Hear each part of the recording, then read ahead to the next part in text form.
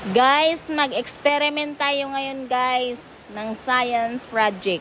Ayan, gawa tayo ng anemometer. Dahil may nag-request na naman, naggagawa ako ng anemometer. Kaya ayan, ito na. Ipapakita ko sa inyo kung paano ko to ginawa. DIY lang to paggagawa guys. Kaya tingnan nyo ng mabuti. Let's go!